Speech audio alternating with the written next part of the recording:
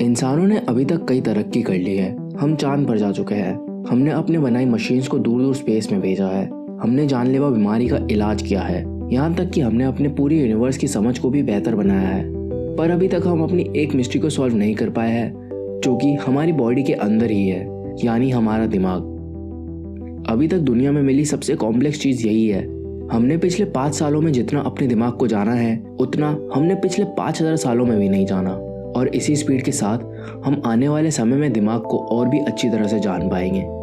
पर यहाँ पर आती है सबसे बड़ी प्रॉब्लम, यानी अगर हम अपने दिमाग को समझ जाते हैं, तब भी हमारे में से हर एक इंसान एक दिन मर ही जाएगा। और यहाँ कोई फर्क नहीं पड़ता कि वो इंसान कितना बड़ा, कितना शक्तिशाली और कितना अमीर है।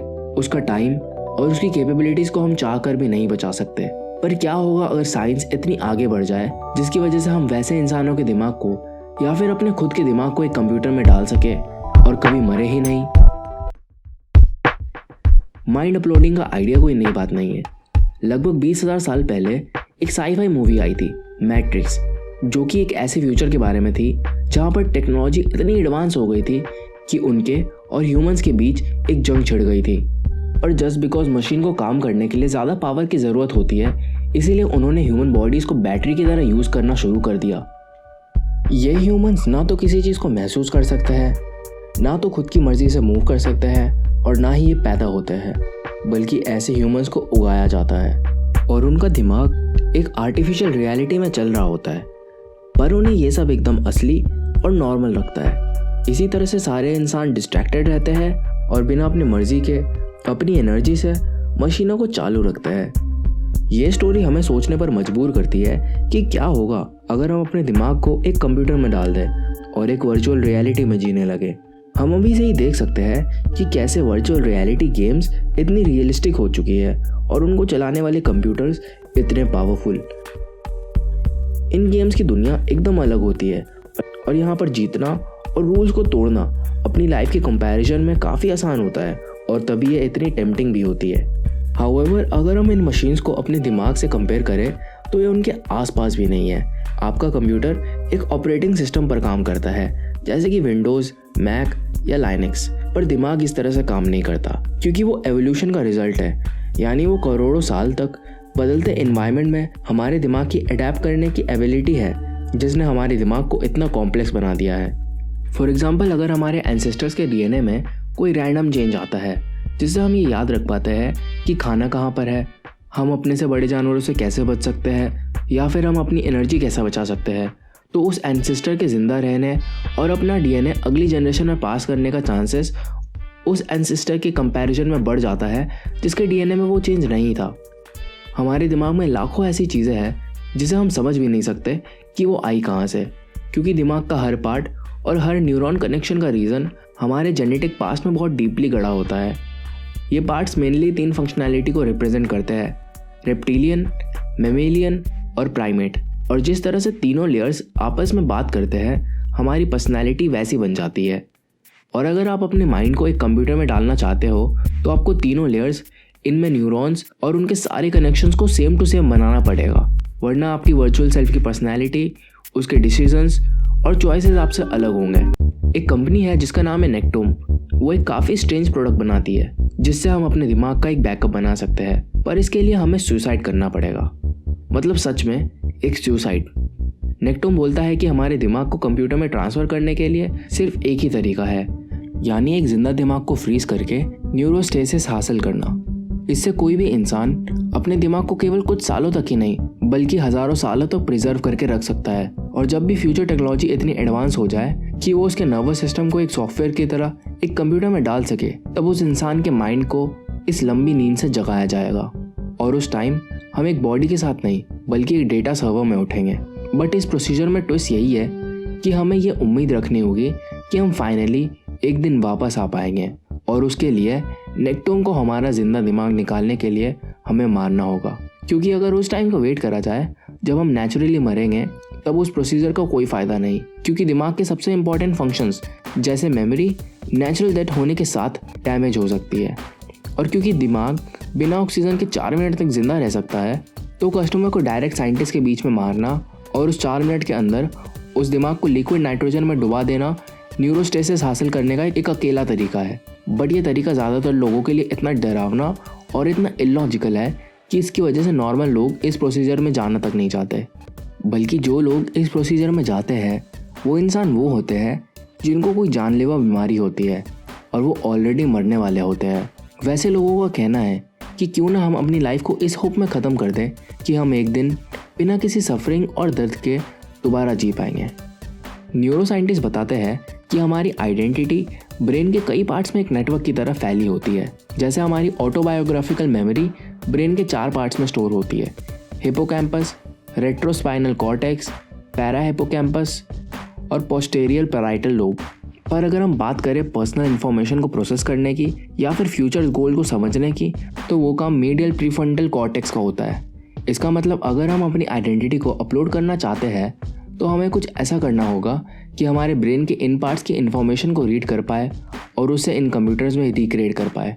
न्यूरोलॉजिस्ट बताते हैं कि हमारे दिमाग में कनेक्शंस सिनेप्टिक कनेक्शंस में स्टोर होते हैं जो न्यूरॉन्स के बीच में होती है, और हमारे दिमाग में लगभग हज़ारों करोड़ों न्यूरॉन्स होते हैं जिसमें से हर एक न्यूरॉन्स एटलीस्ट हज़ारों कनेक्शंस बनाता है।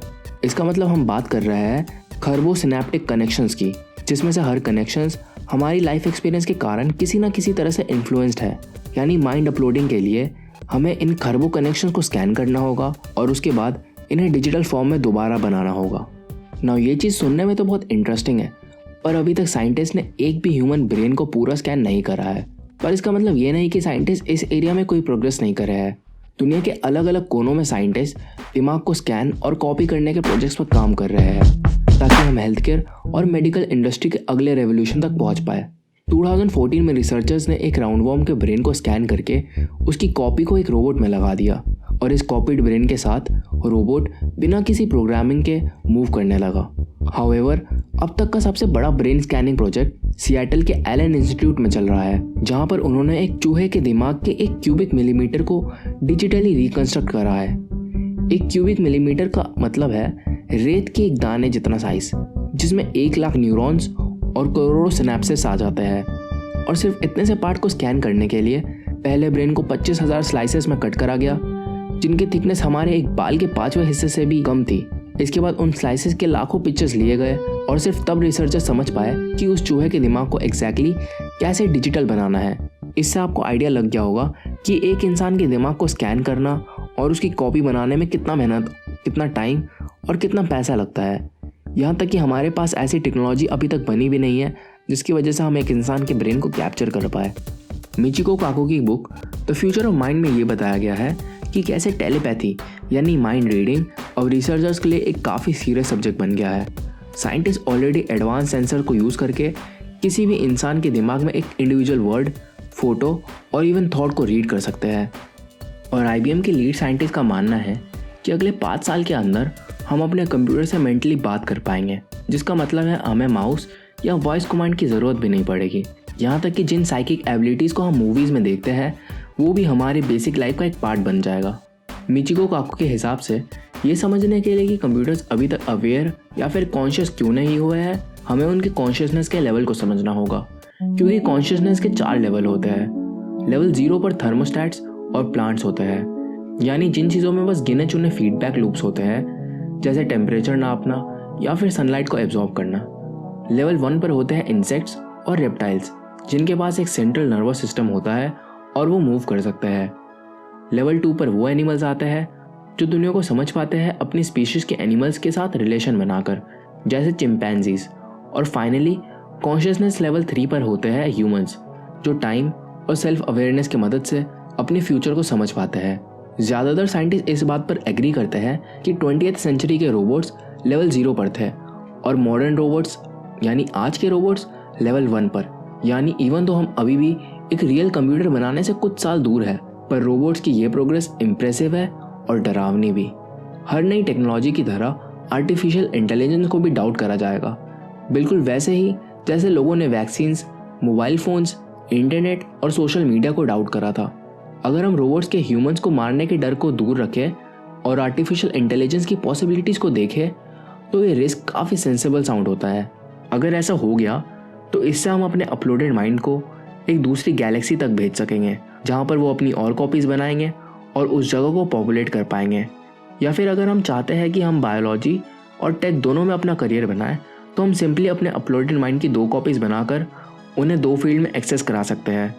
यहाँ तक कि हम सबसे इंटेलिजेंट लोगों के माइंड्स को मर्ज करके उनसे दुनिया और लाइफ के सबसे बड़े क्वेश्चंस के आंसर मांग सकते हैं। पर इसकी अच्छाई के साथ इसके साथ बहुत सारे क्वेश्चंस भी आते हैं कि जैसे कि अपलोडेड माइंड उस इंसान के मरने के बाद उसकी रिस्पॉन्सिबिलिटीज़ ले पाएगा, या फिर अगर एक अपलोड दूसरे अपलोड को डिलीट कर दे तो क्या वो एक क्राइम होगा, या फिर अगर फ्यूचर में किसी कंट्री का लीडर मर गया तो क्या उसका अपलोडेड माइंड प्रेसिडेंसी जैसे पोजीशन को हैंडल कर पाएगा। फ्यूचर में आने वाली जनरेशन को इन सारे क्वेश्चन को फेस करना पड़ेगा। पर सबसे डरा देने वाला क्वेश्चन तो ये है कि क्या हमारे डिजिटल माइंड को डिस्ट्रॉय करने वाला कोई वायरस भी होगा, या फिर तब क्या होगा जब हमारे अपलोडेड माइंड को कोई हैक कर पाए। तो आज के लिए बस इतना ही। अगर आपको ये वीडियो पसंद आई है तो लाइक करो, और अगर आप नए हो तो सब्सक्राइब करो। और अगर आप इस तरह की और भी इंटरेस्टिंग टॉपिक्स पर डॉक्यूमेंट्री चाहते हो तो नीचे कमेंट करो। और हाँ, अब बाकी के सोशल मीडिया ऐप्स पर भी मुझसे कनेक्ट हो सकते हो, लिंक नीचे डिस्क्रिप्शन में है। तब तक के लिए this was Suryash from Idea Creations, signing off. Cheers.